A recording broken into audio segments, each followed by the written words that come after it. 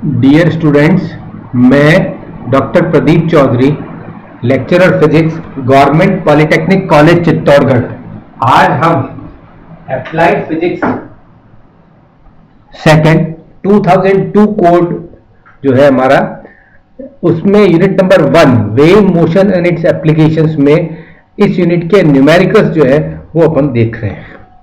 इस यूनिट के जो कुछ संख्यात्मक प्रश्न हैं उनको हम यहाँ पर देखेंगे। ठीक है, हाँ देखिए, क्वेश्चन नंबर 1, सरल आवर्त गति कर रहे कण का आयाम 0.02 मीटर एवं आवृत्ति 25 हर्ट्ज है और प्रारंभिक कला π/4 हो तो कण के विस्थापन की समीकरण लिखिए। You have to write the equation of displacement of the particle if particle perform SHM having amplitude 0.02 meter and frequency 25 Hz, initial phase π/4। देखिए, आयाम एम्पलीट्यूड कितना दिया है प्रश्न में, 0.02 मीटर, ये लिख दिया हमने स्मॉल ए से। आवृत्ति 25 हर्ट्ज, फ्रीक्वेंसी कह दीजिए, आवृत्ति कह दीजिए एन, स्मॉल एन से, उसका वैल्यू 25 हर्ट्ज। प्रारंभिक कला इनिशियल फेज π/4 है, ये इनिशियल फेज लिखा है, प्रारंभिक कला 5 π/4। ठीक है, अब एंगुलर फ्रीक्वेंसी हम निकाल लें। ओमेगा बराबर होता है 2πn, एन आपको दे रखा है 25 हर्ट्ज, तो यहाँ रख देंगे 2π × 25 एंड दैट बिकम्स 50 पाई। तो ओमेगा की जो वैल्यू है वो हो जाएगी 50 पाई। अब हम जानते हैं कि सरल आवर्त गति कर रहे कण के विस्थापन की समीकरण y बराबर a sin omega t plus phi होता है। t = 0 होने पर ये फेज जो है अपना फाई हो जाएगा, तो ये इनिशियल फेज कहलाएगा। तो यहां पर अपन देखें कि इनिशियल फेज जो है वो फाई है, ओमेगा एंगुलर फ्रीक्वेंसी कोणीय आवृत्ति है, स्मॉल ए एम्पलीट्यूड है और y किसी समय t पर कण का विस्थापन। तो y बराबर a। अब a कितना है देखिए, आयाम 0.02 मीटर, तो ये 0.02 हो जाएगा। साइन ओमेगा, ओमेगा अपने निकाला है यहाँ पर 50 पाई, तो 50 पाई हो जाएगा।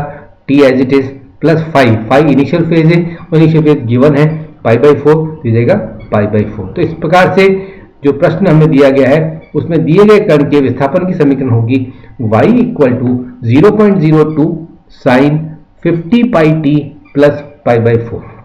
यहाँ पर 0.02 जो एम्पलीट्यूड है वह मीटर में है, अतः y भी मीटर में होगा।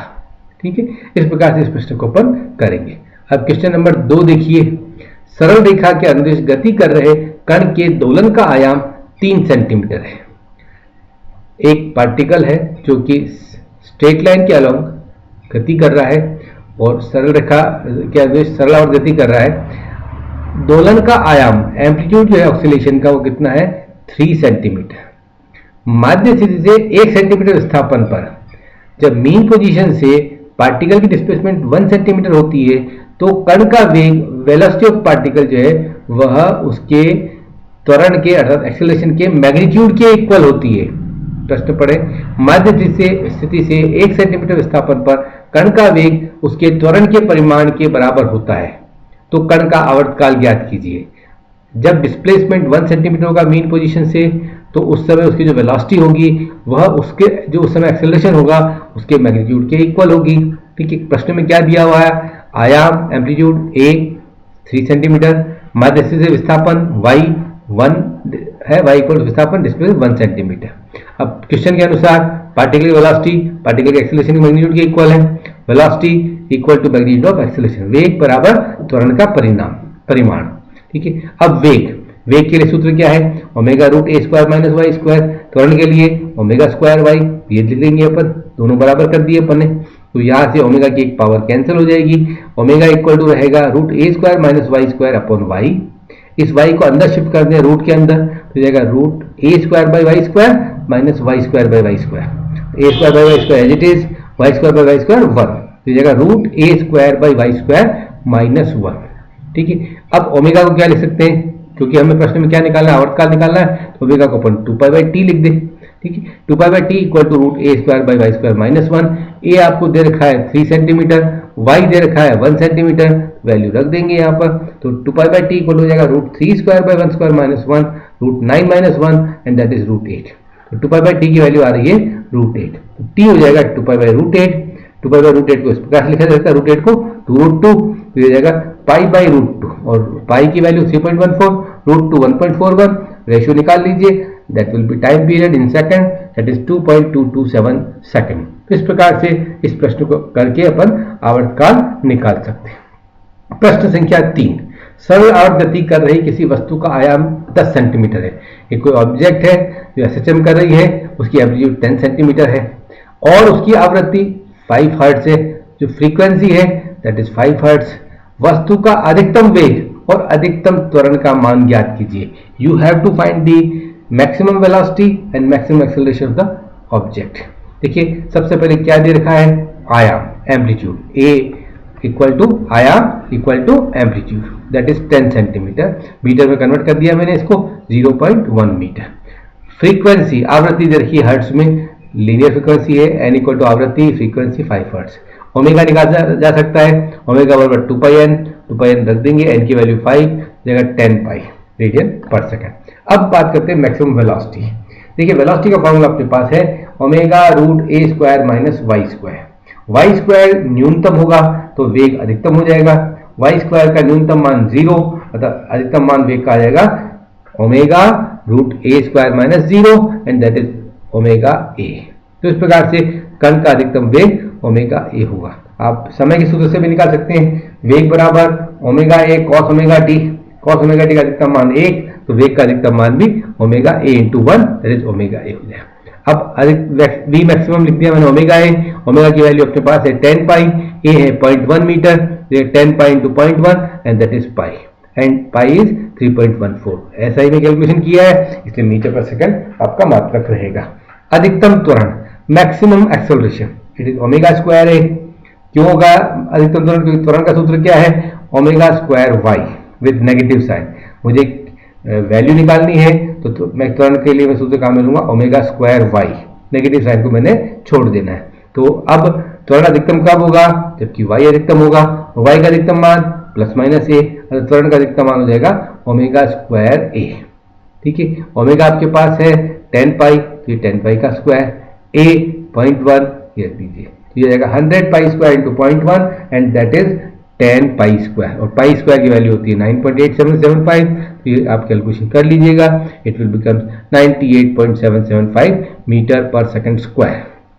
तो इस प्रकार से अपन अधिकतम वेग और अधिकतम त्वरण निकाल सकते हैं।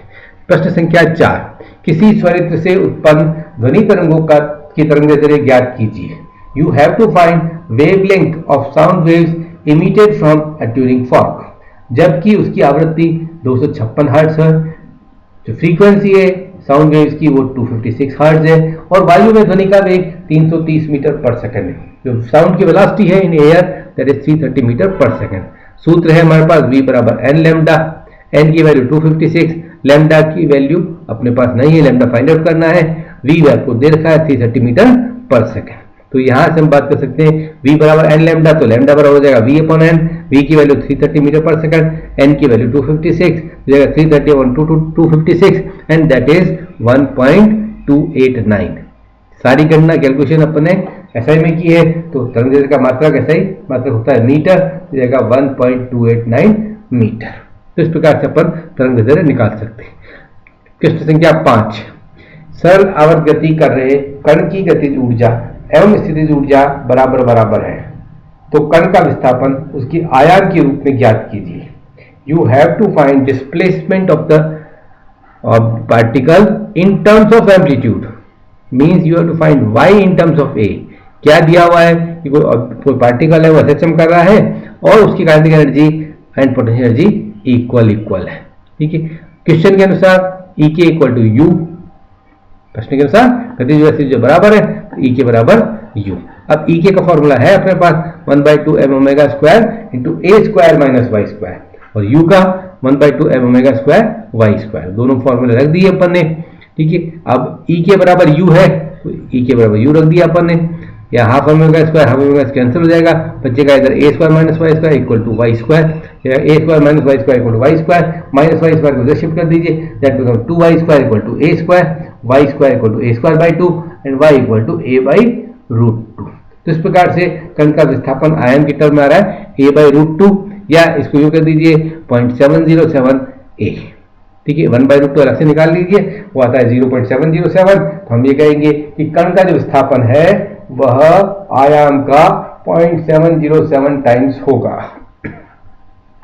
क्वेश्चन नंबर 6, तनी हुई डोरी में उत्पन्न अनुप्रस्थ तरंग की समीकरण y function of x and t equal to 0.05 sin 2π/3 into X cos 150 pi into t है, जहां x एंड y मीटर में तथा t सेकंड में।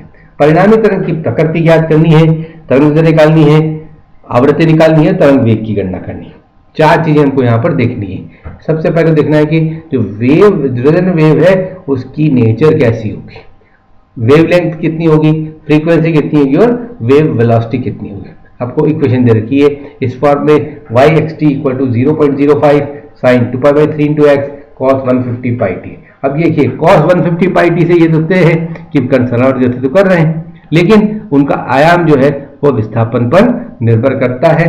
इसका मतलब ये हुआ कि यहाँ पर हम ये कह सकते हैं कि जो परिणामी तरंग है उसमें जो कण है उनके क्या होगा, परिणामी तरंग में जो कण है उनके जो आयाम है उसका वह आयाम विस्थापन पर निर्भर करेगा, x पर निर्भर करेगा। x का मान चेंज होगा तो y का मान भी चेंज होगा। इसका मतलब ये हुआ कि आयाम जो है वह अलग अलग स्थानों पर अलग अलग होगा, ठीक है। उक्त समीकरण की तुलना कर लें, y equal to 2a sin kx cos omega t. दो ही तरह की समीकरण अपने पढ़ी थी, y equal to a sin omega t minus kx या y equal to 2a sin kx cos omega t या 2a cos kx sin omega t, ठीक है। ये जो समीकरण जो यहाँ पर आपको दी गई है ये इस फॉर्म में y equal to 2a sin kx cos omega t. ये समीकरण किसकी है, हम ये कह सकते हैं ये समीकरण जो है वह अप्रगामी तरंगों की है। अतः जो परिणामी तरंग की प्रकृति है वह कैसी होगी, अप्रगामी होगी, अर्थात स्टेशनरी वेव्स की नेचर होगी। यहाँ पर वेव जो रिजल्ट वेव बनेगी उसकी नेचर स्टेशनरी वेव वाली होगी, ठीक है। यहाँ kx और ओमेगा टी अलग अलग है, ये सबसे इंपॉर्टेंट पॉइंट है, ठीक है। अब इससे तुलना कर लीजिए, इस समीकरण से की तुलना स्टैंडर्ड इक्वेशन से कर लीजिए। तो 2a equal to 0.05, a equal to 0.025 metre, ठीक है। अब दूसरा है k sin kx, k जो है आपका 2π/3 और k का फॉर्मूला होता है 2π/λ। तो ये हो जाएगा 1/λ इक्वल टू 1/3 और λ इक्वल टू 3, आंसर SI में दैट इज मीटर, ठीक है। उसके बाद एंगुलर फ्रीक्वेंसी ओमेगा निकाल सकते हैं, इट इज 2πn, प्रश्न में दे रखा है 150 पाई, तो 2πn इक्वल टू 150 पाई, तो n इक्वल टू 75 हर्ट्ज, तो फ्रीक्वेंसी 75 हर्ट्ज। अब तरंग वेग को निकालना है, तरंग वेग v equal to n lambda, n आपका 75 hertz, lambda 3 metre, 75 into 3 and that is 225 metre per second. तो इस प्रकार से इस प्रश्न में सभी चारों भागों के आंसर आ जाएंगे। परिणामी तरंग की प्रकृति अप्रगामी स्टेशनरी, तरंग दैर्ध्य 3 मीटर, आवृत्ति 75 हर्ट्ज एंड वेव वेलोसिटी जो है 225 metre per second. Question number 7, सामान्य ताप व दाब पर हाइड्रोजन गैस में ध्वनि का वेग ज्ञात कीजिए। हाइड्रोजन का घनत्व वायु के घनत्व का 1/16 है एवं वायु में ध्वनि का वेग 332 मीटर पर सेकंड है। लाप्लास संशोधन सूत्र के अनुसार हम जानते हैं कि ध्वनि तरंगों का गैसीय माध्यम में वेग v बराबर रूट गामा p अपन रो से मिलता है, ठीक है। यहां सबसे महत्वपूर्ण बिंदु है कि गामा का मान वायु और हाइड्रोजन के लिए समान है। क्यों समान है, क्योंकि वायु मुख्यतया द्विपरमाणु गैसों से मिलकर बनी है, nitrogen and oxygen, 78% nitrogen, 21% oxygen. लगभग पूरी गैस, पूरी जो वायु है वो हमारी द्विपरमाणु है, ठीक है। इसलिए वायु के लिए जो गामा का मान है वह वही होगा जो द्विपरमाणु गैसेस के लिए। हाइड्रोजन भी द्विपरमाणु गैस है, अतः दोनों के लिए गामा का मान एक समान होगा। आपकी सुविधा के लिए बता दें कि द्विपरमाणु गैसों के लिए गामा जो है वह 1.4 के इक्वल होता है, ठीक है। अब हाइड्रोजन माध्यम के लिए ध्वनिक तरंगों का वेग का सूत्र लिख दीजिए, VH2 बराबर root gamma p upon rho H2, gamma भी सेम है और एंटीपी प्रेशर भी आपका सेम है, तो ये जाएगा VH2 equal root gamma p upon rho H2 और V air equal to root gamma p upon rho air. अब VH2 अपन V एयर निकाल लीजिए, VH2 अपन V एयर निकाल लीजिए, तो root gamma p upon rho H2 upon root gamma p upon rho air, तो gamma p हट जाएगा, ये जाएगा rho air upon rho H2, rho air upon rho H2। Rho air upon rho H2, घनत्व जो है के रूप में आ गई। तो घनत्व के रूप में आपको दिया हुआ है कि हाइड्रोजन का घनत्व वायु के घनत्व का 1/16 है। तो rho H2 is equal to 1/16 of rho air. तो रो H2 का मान यहाँ रख दीजिए, रो एयर अपन 16, रो एयर से रो एयर कैंसिल हो जाएगा, ये जाएगा √16 एंड √16 इज 4। ठीक है, तो यहाँ मैं कहूंगा कि हाइड्रोजन माध्यम में ध्वनि तरंगों का वेग वायु माध्यम में जो ध्वनि तरंगों का वेग है उसका 4 गुना होगा। ठीक है, अब वी एयर क्योंकि अपने को दे रखा है 332 मीटर पर सेकंड, तो इसे मल्टीप्लाई कर देंगे and become 1328 metre per second. तो हाइड्रोजन माध्यम में एनटीपी पर ध्वनि का वेग जो है वह कितना होगा, वह 1328 मीटर प्रति सेकंड होगा। ठीक है, अब आगे अपन देखते हैं प्रश्न संख्या 8। किसी पदार्थ का यंग का प्रत्यास्थता गुणांक 15 न्यूटन की पावर 9 न्यूटन पर मीटर स्क्वायर है। उक्त माध्यम में अनुदित यांत्रिक तरंगे है उनका वेग 4200 मीटर पर सेकंड। तो पदार्थ का घनत्व ज्ञात कीजिए। देखिए तरंग जो वेग है अनुदित यांत्रिक तरंगे उनके लिए सूत्र है v बराबर रूट गामा बाई रो। ठीक है, गामा जो है वो आपका कांस्टेंट है। ठीक है, कांस्टेंट है गामा, या वाई जो है वो आपका कांस्टेंट है। v बराबर root y by rho, v square कर दीजिए हो जाएगा वाई बाई रो, रो बराबर हो जाएगा y by v square. Y और v की वैल्यू दे रखी है। वाई यंग का प्रत्यास्थता गुणांक 15 न्यूटन की power 9, v 4200 metre per second, 4200 into 4200 square कर दिया अपन, और कैलकुलेशन आप कर लीजिएगा। घनत्व का मान आ रहा है 850.34 किलोग्राम पर मीटर क्यूब। तो ये हो जाएगा 850.34 किलोग्राम पर मीटर क्यूब। तो इस प्रकार से दिए गए पदार्थ का घनत्व जो है वो 850.34 किलोग्राम प्रति मीटर क्यूब होगा। Question number 9। सरल आवर्त गति करती हुई वस्तु का आवर्तकाल 2 सेकंड है। वस्तु को मध्य स्थिति से अधिकतम विस्थापन का आधा तय करने में कितना समय लगेगा। y बराबर a sin ओमेगा टी हमारी इक्वेशन होती है। ठीक है, अब यहां पर कितना दिया है, मध्य स्थिति से अधिकतम विस्थापन का आधा तय करना है। मध्य स्थिति से अधिकतम विस्थापन का हमको आधा तय करना है। इसका मतलब y बराबर अधिकतम विस्थापन a, उसका आधा a/2। इक्वेशन हमारे पास है सरल आवर्त गति के लिए विस्थापन की, y = a sin omega T. प्रश्न के अनुसार y बराबर a/2, अतः a/2 बराबर हो जाएगा a sin omega T. sin omega T बराबर हो जाएगा 1/2।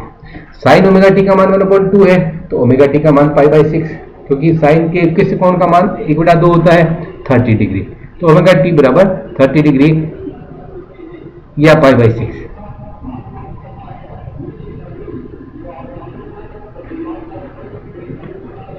याद रखिए ओमेगा का मान 2π/T into small T equal to π/6। Small T आ जाएगा आपका t/12 और t आपको दे रखा है आवर्तकाल 2 सेकंड, 2/12 1/6 सेकंड। तो इस प्रकार से मध्य स्थिति अधिकतम विस्थापन का आधा तय करने में उसे 1/6 सेकंड लगेगा। ठीक है, 6 के अंतिम प्रश्न है क्वेश्चन नंबर 10। 6 kg की एक वस्तु 20 सेंटीमीटर आयाम के साथ सरल आवर्त गति करती है। यदि 20 सेंटीमीटर विस्थापन पर बल का मान 40 न्यूटन हो तो वस्तु का आवर्तकाल, त्वरण, गतिज ऊर्जा और स्थितिज ऊर्जा ज्ञात कीजिए।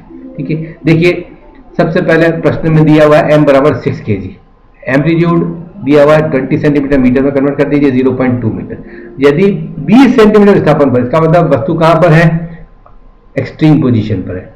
y बराबर भी 20 सेंटीमीटर है, दैट इज 0.2 मीटर, और फोर्स की वैल्यू 40 न्यूटन। तो फोर्स के लिए मैग्नीट्यूड की फॉर्मूला है फोर्स की मैग्नीट्यूड का, दैट इज ky या m omega square y। f का मान 40 Newton, m 6 kg, omega square निकालना है, y आपका है 0.2। यहाँ से ओमेगा स्क्वायर अपन निकाल सकते हैं। ओमेगा स्क्वायर आ जाएगा 400/12 एंड इट इज 100/3। ओमेगा हो जाएगा 10/√3, 2π/t हो जाएगा 10/√3। t आप निकाल सकते हैं यहाँ से, t हो जाएगा 2π√3/10 एंड दैट इज 1.088 सेकंड। तो इस प्रकार से वस्तु का आवर्तकाल अपन ने ज्ञात कर लिया। अब चाहिए अपने को त्वरण। त्वरण का फॉर्मूला है f बराबर माइनस ओमेगा स्क्वायर y।